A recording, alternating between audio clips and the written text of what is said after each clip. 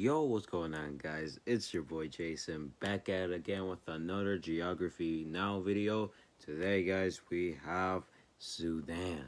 Now, should be interesting because what I know, I don't know much about Sudan actually. I do know a lot about South Sudan, but I'm pretty sure that's the next episode. But what I know about Sudan is that they have the weird color scheme with like yellow, green, and blue. Early in the 1950s, they had a civil war, and I guess the civil war was about the Islam North and the Christian South, and I guess the South won and got their independence. I mean, that's about it, to be honest. I really don't know much about Sudan, so it should be interesting learning about this. Anyways, guys, we will begin this video in 3, 2, 1, go. All right, here we are. Our last set of twin countries. First it was the Congos, and it was the Koreas. We did the Caribbean this triplets, series and finally the Sudan. going. So much of Africa's backstory is rooted in Sudan, and today much of that story is being written here. Welcome to the real country of the It's time to I just woke up as well. Everybody, I'm your I host Barb. Get a apologize. Geography Now t-shirt at geographynow.com. It's not selling out if it's your brand. So, Sudan. In the words of Geography Abdin Mohammed on Twitter, it is the bridge between Africa and the Arab world. And speaking of Geography, as you know, I love having guest hosts from the countries that we cover, and today's host is going to be Ruba. How you doing? Say hi. Hi, everyone. By the way, this is a really cool shirt, and you're wearing a really cool shirt. I sure am. I wonder who made them. Oh, who made these? Oh, it was Ruba. And I also made the shirt that he was wearing in the okay. Somalia episode and the South Africa episode, and then you'll see them in all of the remaining African. Okay, Check that's it. why We it got looks Tunisia, very Zambia. familiar. I will be wearing these in the future episodes. And if you want one, you can get one at unityshirtshop.com. Support her business. Thank you. All right. Well, Ruba, before we start, what do you want everybody to know about Sudan? Extremely diverse. You'll always find somebody fighting over the bill, which means that they always want to pay. Koreans do that too. We do Yeah, that all the all the time. time. It's the polite fight. It's the polite fight. And by the way, this is the Sudanese stove. So this is my cousin Mathani. It's this one piece of long cloth that you just wrap around yourself. So just give us a little spin, show us. For men, they wear the jalabia, and they also wear like the imma, which is like, it's like this piece of cloth that they tie around I don't know about their you, head. So it's just like, this one piece of long It's kind of cloth. fun learning about Islam. You know, go to the Just 'cause- souk, which is the market, you know, grab I don't some know, milk or lemon. it seems and like yeah, an I mean, interesting I just love my people and I love my religion. country. You're gonna have a lot to say in this episode. Clearly. I But am, only yeah. just to learn, Let's okay? just kind of jump into Not it. to like practice it. So historically, the word Sudan had been used to reference a wide range of geographic locations. Yeah, it was used to refer to the Wasn't Sahel Sudan region. like It was part of the used for Ottoman Mali, Empire, for like French one time? Sudan. It was used for Anglo-Egyptian Sudan back when it was one big thing. And you guys used to be the biggest country in Africa. We used to be the biggest country in Africa before South Sudan.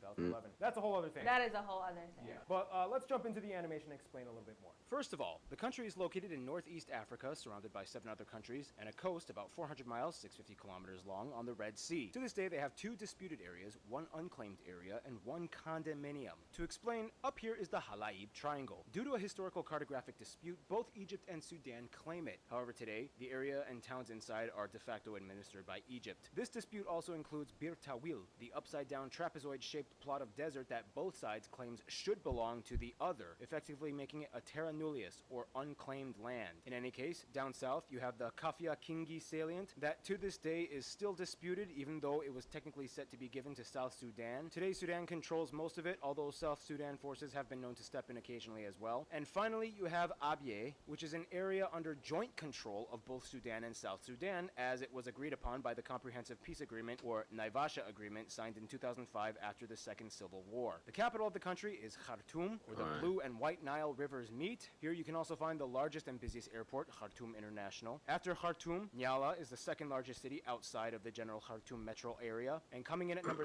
3 is Port Sudan Oh on the my God. coast, and as it sits on the Red Sea, they have the country's largest shipping port and the second and only other international port, Port Sudan International. From there, the country is divided into 18 states, or wilaya. Now, if you look at a population density map, you'll notice the majority of people are concentrated in a kind of crescent shape, curving from the bottom west part of the country up to the upper right following the Nile. This is because the upper left quadrant of the country is almost entirely uninhabited, as it lies on the harsh Libyan desert. With that in mind, most roads and train lines also follow the path of habitation. The trains go all the way from Nyala, the capital of South Darfur, down to South Sudan, hooking up to Khartoum and connecting all the way up to the Red Sea and Egypt at Wadi Halfa. Finally, this little island right here, Suakin Island, on the Red Sea coast, has historical coral buildings and ruins, as well as a 99-year lease for Turkey as of January 2018. So, Bir Tawil means the long I feel like that leads to Turkey has something to do with the Ottomans, but bro. that's just a translation. Those Ottomans, The I game swear, to play. bro. Yeah, so the whole Egypt thing is kind of funny. It's kind of like, Hey, so according to the post-1899 boundaries, we are supposed to be split at the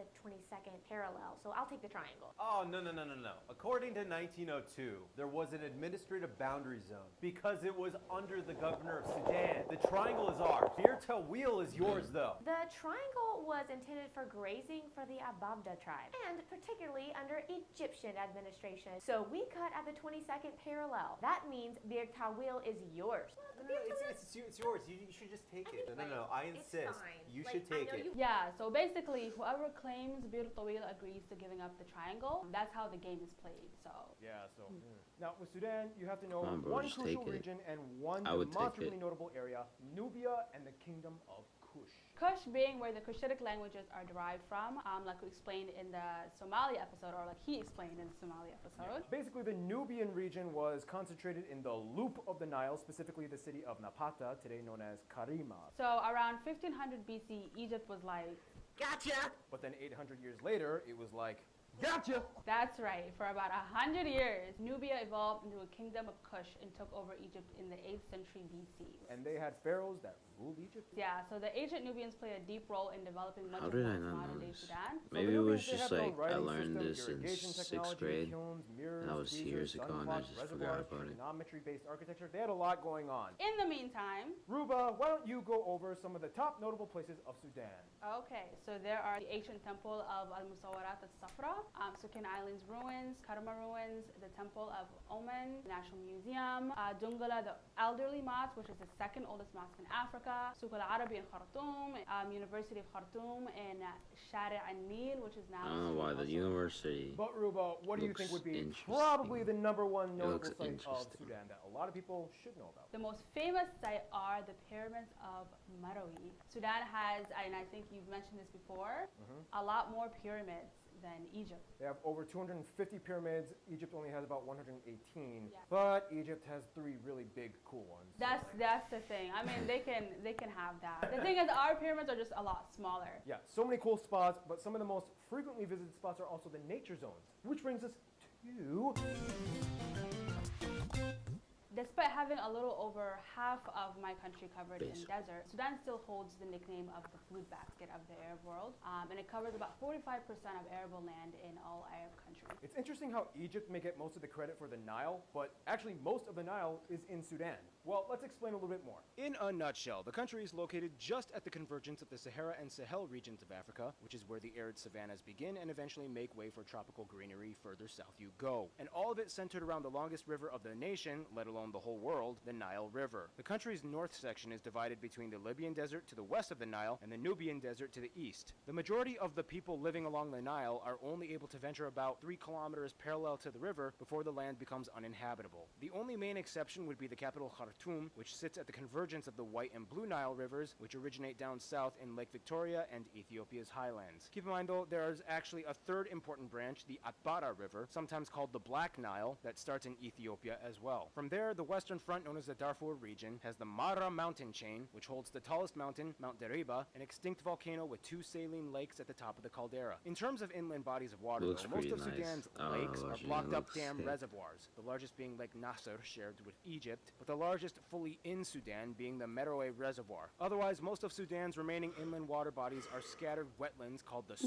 in the very south of the country near the border with South Sudan. This area with the Moro Hills is the greenest part of the country. In fact, wetlands, mostly of this Sud area, so cover about 10% of funky. Sudan's land, and about 4% of their land are forests. And finally, 80% of the population depends on groundwater, and much of it comes from the Nubian sandstone aquifer, the world's largest known fossil water aquifer system shared with Egypt and Libya. It is estimated to hold about 150,000 cubic kilometers of groundwater, and it plays a role in providing some of the most remote oases with water in Sudan. Oh, fun fact, you guys have a season, well, I'll explain about like a sandstorm season. Haboob, yeah. You said it was kind of fun though, you've been through Jeez. them. Yeah, but it's like you're literally outside, you can't really see anything. It's nice when you're inside, because it's like, it's very like soothing. It's kind of like snow.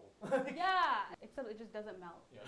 So, Now, Sudan's economy and industry are heavily centered around natural resources. about 80% of the country is employed in the agricultural sector, and in the late 90s, they started exporting crude oil. Yeah, after South Sudan gained independence, you guys kind of lost like what, 2/3 of your oil reserves. Yeah, we said goodbye. Oh boy. Also, fun fact, at nearly a It's million okay. tons annually, I'm pretty you sure guys South are the number one Sudan producer of aren't really using sesame that seeds. oil. I actually didn't know Because, that. So thank you. Sudan also produces 80% of the world's supply of gum Arabic, mostly collected from acacia trees in Darfur and Kordofan. I remember actually when I was a child, we had a couple of trees around my house, and we would just like pick one and eat it, but it doesn't like taste. Eat the gum Arabic. Yeah, but it doesn't taste good. It's like, so it like gets stuck on I don't know why. Yeah, because you guys sometimes Looks have like a use it gummy for like worm. medicinal purposes. Like a sometimes. gummy, Yeah. There's a lot. like, Yeah, but I'm pretty sure when we gummy were fruit. eating it, it had nothing to do with that. We were just like, ooh, but okay. there's already And, gummy in fruit, Sudan, so I don't you even will know find what to call this it. stuff a lot everywhere. Thank you, by the way. One of our geography people sent this for Fan Friday. What is bahur? This here is sandalwood or sandal, and you just burn it, and it reminds me of home. It is a really nice, rich fragrance. Yeah, so unfortunately, it is a very slow-growing tree, and the demand has caused some over-harvesting. This is particularly why sandalwood is one of the most expensive woods in the world. And the one thing you can find in the woods of Sudan are animals. And with that, Gary Harlow. Sudan has Can't loads wait going for on. pizza. Flora and fauna divided up into 5 vegetational belts. The desert, the semi-desert, the low and high rainfall savannas, and the inland floodplains in the south. Each of these regions hosts different biospheres for plant and animal species. Many can be found in the largest and most notable area, the Dinda National Park. It's home to nearly 30 large mammal species like lions, cheetahs, giraffes, elephants, and about 40 species of fish in their rivers and lakes. Yeah, you Lots of heard birds aquatics, too if you like killed birds. aquatics. And if you're lucky, you'll spot the national animal, the majestic secretary bird, which can also is be his seen on legs? the national emblem. Personally, I think Looks it's more of an honour to witness the interesting. African civet there. These precious predators are quite unique looking, almost like a mix between a raccoon, leopard, and hyenas. Unfortunately, many of them are caught for their perfume industry for producing the pheromone civitone. So remember guys, be mindful. If you'd like to protect these civets, maybe avoid buying cosmetics and perfumes sorry, that was with another. civitone. I'm just saying. Peace out, mates! Thank you, Gary Harlow. In any case, that's enough talk about animals. Let's move on to food. Who do we got? yeah, and so Mathani is gonna do this. Oh, you ready to talk about food, Mathani? So starting off with our staples, we have kisra, which is made out of a thin sorghum flour. We have asida, which is also a staple, also made out of sorghum or millet. And then we have gorasa, and so with these three, we eat it with milah, which is a type of stew. Milah rijla, weka, bamia, umrigega, mulakhia, rob. We have kamonia, which is my personal fave, but it's not everyone's cup of tea because it's made out of intestines. Goat and sheep would be like the most favored types of meat in Sudan. So we have a gashe, Why which does that is sound roasted meat with bad? peanuts. I don't And know quick why. side story, my dad used to cook it out of his van and sell it. Shatta is huge in Sudanese culture. It's like hot sauce, but way hotter. And definitely try Sudanese falafel. This one is like very flat and also a lot crispier. And if you see grasshoppers, definitely give it a try. For drinks, Sudanese Grasshoppers. people For our big tea drinkers, we'll drink it with breakfast, lunch, dinner. We have ibre, we have karkade. It's kind of dried and soaked flour. Just to wrap up our food segment, we have the tabak, but which those you can better use be to seasoned cover up food, well, to keep so I it can warm, get out and that you can also use it for texture. decoration in your house if you want So to the hang it up texture on the wall. of me Works eating really a well. Thank you, grasshopper Methani. can go And with away. that, let's move on to the next part, the best part of the episode, the people of Sudan. You guys ready to talk about the people of Sudan? We sure are. I mean, you are. The camera We just are like the doesn't people of focus. Sudan. Let's go. So Sudan is derived from the Arabic word meaning land of the blacks, Bilad al-Sud. So when it comes to the people, Sudan is quite a cultural anomaly. How would you guys describe the whole social dynamic of Sudan? What do you think of it, and what does the role of Arab or Arabic mean? I know it's a heavy loaded question, but what do you guys think? Yeah, it's definitely very complicated. So as you said, there's a mix of like Arab and African culture, and people kind of tiptoe the line between the two. Because we speak Arabic, because we practice certain religions, eat certain foods, people can kind of see the Arab influence for sure. But I think that Sudan has become its own country and earned the right to call itself something totally different. It's a very heavy topic Yeah, that you yeah. brought up, and it's going to take a lot more than this. And it depends on who you ask, It, right? it heavily depends on who you ask. You know, a lot of people consider Sudan to be an Arab nation. So in North Africa, the difference is like in northern African countries, when Arabs migrated, they migrated as families. In Sudan, a lot of the migration was from individuals who intermixed with the local population. So like Arab men that married Yeah. black Sudanese women Yeah. and then kind of made families. Yeah, exactly. Okay. You might have a lot of people who are extremely dark, but they might have Arab ancestry. Yeah. Or people who are extremely light, but don't have a trace of Arab in them. Oh, that's interesting. Yeah, so it's really like you can't really I'm go cut by my the, nails and like the just phenotype after of this the and person. do There a are bunch of people who chores. consider themselves to be 'Cause I gotta Arab. go There somewhere are people that consider themselves to this be Friday. Afro-Arab, and you'll see this a lot with the Sudanese diaspora outside of Sudan. And there are people that consider themselves just to be African, right? Or African with Arab influence. So for me, for example, if you ask me that question, I will say I'm Sudanese, I'm African, but I'm aware of my Arab influence. It's a unique kind of fusion country, I would say. Would you agree? Yeah, I've heard it being called like the mixed child of Africa. The mixed Man. child of Yeah, Africa. definitely. And there's a lot of different types of people in Sudan. Very diverse, so it's a very complicated question. Well, with that complication, we're going to get into the demographics graph. Boom. First of Let's all, the go. country has about 47 million people and has somewhere around 600 ethnographic linguistic groups, speaking about 70 Man, main languages even with and the dialects. Now loss here's where things get kind of tricky. South has Sudan, a it high still degree of has ethnic fluidity. 700 Many sources might say somewhere around Jeez. 70% of the country is Sudanese Arab. Keep in mind though, this term is very broad and can refer to a wide range of peoples with completely different physical features that may or may not have ancestral roots actually to Arabs and just consider themselves Arabic speaking people. It's complicated, but say we go off that number, that leaves about 6% of the population belonging to the next biggest group, the Beja people in the east. The Nubia people along the Nile River at about 3% of the country are next, and the Fur people of Darfur at about another 3%. The remaining 18% is made up of the rest of the hundreds of ethno-linguistic people groups found within the country. So we use the Sudanese pound as our currency. We also use type C, D, and sometimes F and G plug outlets. And it changes depending on the region. That's so pretty They just can't Always be choose, so they just show prepared. that. And they drive on the right side of the road. Faith-wise, Islam is the predominant religion at about 97% of the population, mostly Sunnis. Now, in Sudan, Arabic, specifically Sudanese Arabic, and English are co-official languages, although Arabic is much more clearly widely spoken in the country, right? Yeah. English didn't even become official until 2005. Now, Arabic obviously came in with the mass migration of Arabs mostly around the 12th century AD. There were long periods of battles against the Nubian Christian medieval kingdoms and intermarriages with the locals. So the Arabs took over and sort of Arabized Sudan. And then from there, the Ottomans, Egyptians, the Ali Dynasty, and the British eras happened. So just a bunch of stuff. A lot of stuff happens, you guys. Yeah. And then from there was that time Italy was like, Oh, I want you guys so bad. I need to connect Libya and Somalia. Oh, also this treasure hunter guy is gonna dynamite some of your pyramids. So, just that. Now here's where things get a little bit more complicated. So Sudan has that gone through explains a why lot of domestic strife the since buildings independence. look We've had 3 revolutions and 2 civil wars. crusty. And that whole situation will be discussed in the South Sudan episode. so Ah, stay tuned. nah, and then come you got the on. whole Darfur crisis. That's a You- missed from there, I'll let opportunity, you man. explain.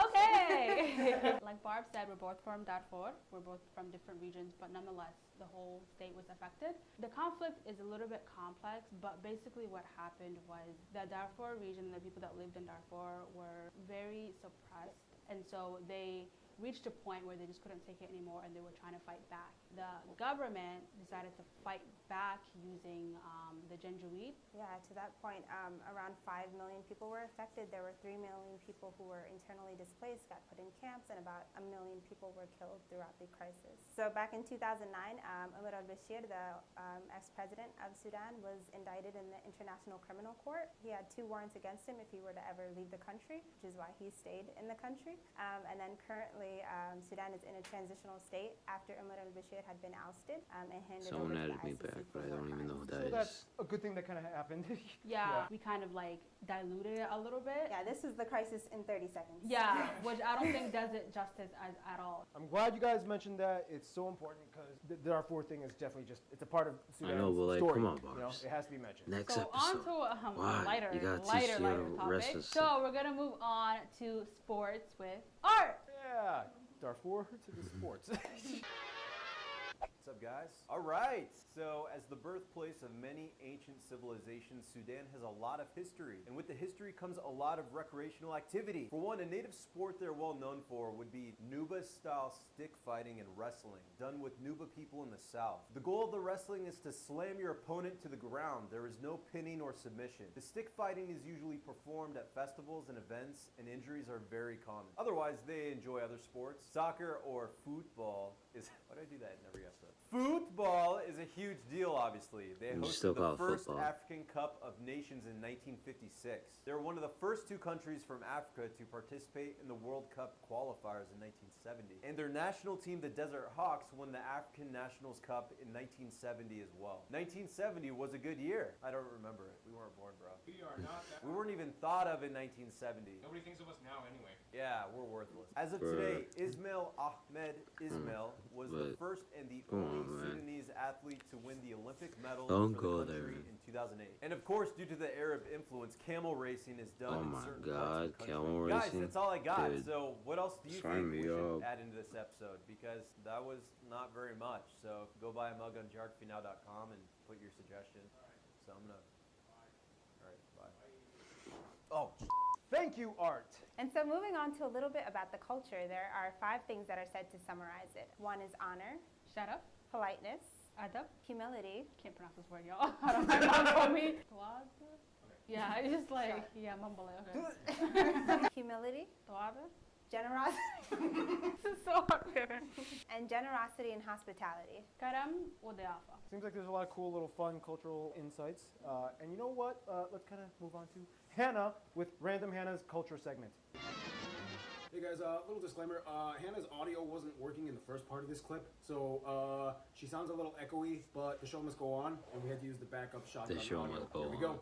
Hi guys, it's good to be back. Beds called Angareb are everywhere. Not just in your bedroom, they're on patios, which are also called harsh. You just take a nap wherever you want. Beja people, a Cushitic group that inhabited areas that would eventually become the kingdom of Aksum. These people are traditionally desert nomads, famous for their long coiled hairstyles. Now don't get the Nuba and Nubian peoples mixed up. Nubas, a Nilo-Saharan group, are mostly found in the foothills of the Nuba Mountains and are known for being farmers. Whereas Nubians are descendants of the ancient Nubians. They have their own indigenous writing system that They're many still are trying to they're revive. still going. And finally, the Four people, mostly in the Darfur region. And actually, Ruba is from the Darfur region, so why don't I let her take the segment away?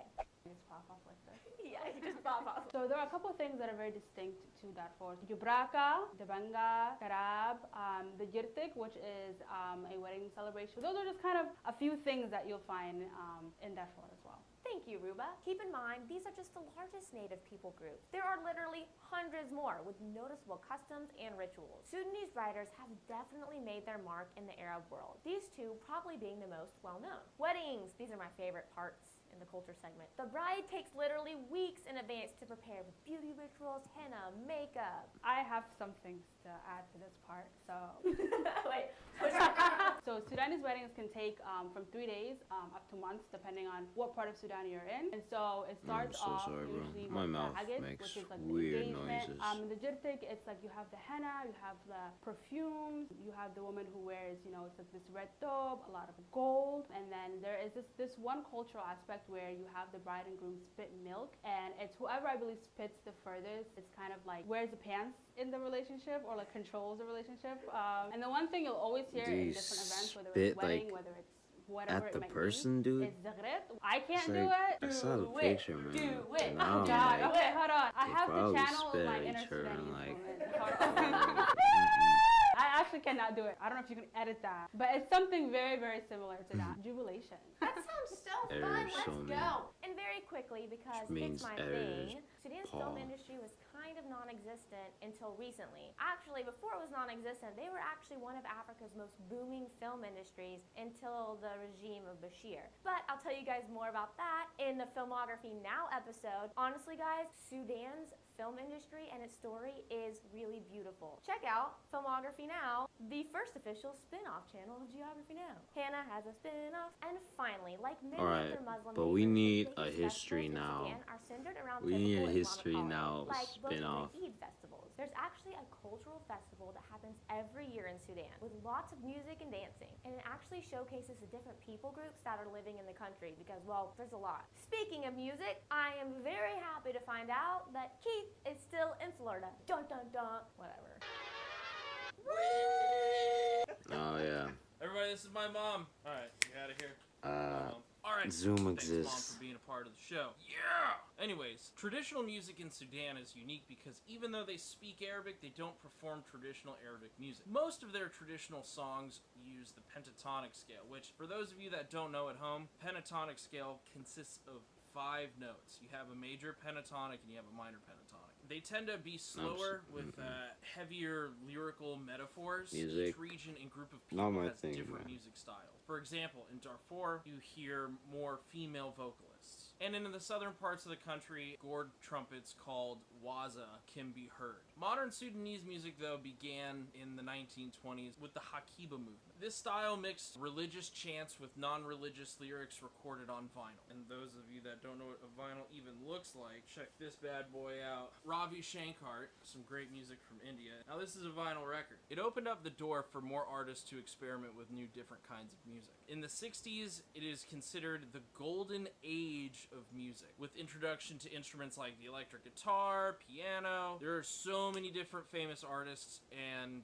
we're gonna put a screenshot up probably over in this corner here. Then in the 90s, after the military coup, Sharia law heavily restricted the music scene.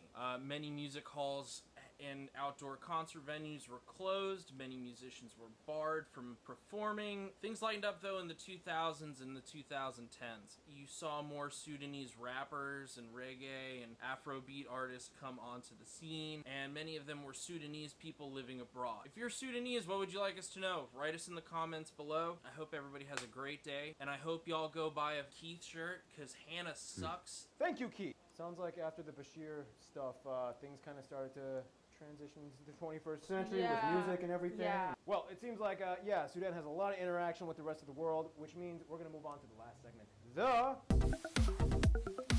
Friend zone. Let's Now, go. as a predominantly Muslim Arab-speaking nation, obviously we have closer ties to the Arab and Muslim world, I'm such as trying being to a crack a member of the Arab knuckles. League, but Nope. it's a little bit more complicated than that. First of all, the GCC countries like Saudi Arabia and the Emirates are close on paper, and many of them hold many Sudanese diaspora workers. However, after the revolution of 2018, things got a little more complicated as GCC countries were still aggressively funding the RSF and getting their hands involved more and more with Sudanese internal affairs. Nonetheless, politics aside, Sudan has always had close ties to the GCC. Yemen is very close culturally, and historically, many Yemenis and Sudanese have been living in each other's countries. Sudan even took in many Yemenis during conflict years, and Yemen helped mediate affairs between Sudan and Eritrea in the early 2000s, and in 2007, they signed 14 cooperative agreements. They've recently developed some drama with Chad, as the attack on the Chadian town of Adre in 2005 soured relations, and Sudan accuses them of meddling with Darfur. This led to Sudan cutting all diplomatic relations with Chad in 2008. Ethiopia has been a close best friends for centuries, and many Don't give me the Ethiopian others Chad, shall bro. live in Sudan. Chad They usually is play a like mediator role in many Giga Sudanese Chad. conflicts as well. The only one Oh, problem is the Grand Ethiopian Renaissance Dam Ah, built I on the regret Blue saying Nile. that. Concerns about water levels have been brought up, and both sides feel a little tension, but it's nothing too big. When it comes to their best friend, however, many Sudanese people might begrudgingly say, okay, fine, I guess Egypt or whatever. Despite how much these two like to pretend they hate each other, and despite the territorial disputes, they can't deny that they share so much of their history and culture. They've both witnessed and been a part of each other's wildest moments. Whenever something happens, they are usually the first ones to contact each other. Their people intermarry quite often. 2 of Egypt's 5 presidents were even from Sudanese descent, and in the end, Egypt and Sudan will always sit on their thrones being the rulers of the Nile. All right, and with that, in conclusion, obviously, it's your country. I'm going to give it to you guys. Have fun. Yeah, I would say in conclusion, after we talked about a lot of the history and the culture, Sudan is in a very transitional state. And I would definitely say just try to keep up with what's going on now in the news. Yeah, I mean, Sudan is an amazing country with some I incredible have people. tried to You be won't find honest. usually a lot of For us, South but when you do Sudan, find us, you love I us. did look up We with really the hope Civil that War, you and I learned realized a that the little bit Civil more War about did Sudan end today. Yeah, in we hope we March did the country of justice. Yeah, last year. don't leave any nasty comments on the bottom. Yeah, and if you have anything that you want people to know, please add that below. Thank you guys. Such an honor to have you guys in the episode. Ruba, thank you so much for making these. Yeah, maybe shirts. Barbs Check will out make the another shirts. geography English now time, more we've said it. videos. Remember when Support her he business. used to make those? I guess all we Yeah, gotta now do he is doesn't. say the next episode is South Sudan. South Stay Sudan. tuned. South Sudan. That one should be interesting. Well, guys, we have it. That's it for you guys. Now, if you guys did enjoy this video, make sure you guys subscribe and like. And yeah, that's about it, guys. Thank God Barb's decided to upload it this week, because I'm about to leave, dude. So, anyways, guys, I'll see you guys next time. I'm just gonna make this outro short because, you know, I kind of want to get it out there before I post another video, which is the match day 3 video. But anyways, hope you guys subscribe and like this video. Anyways, guys, I'll see you guys next time.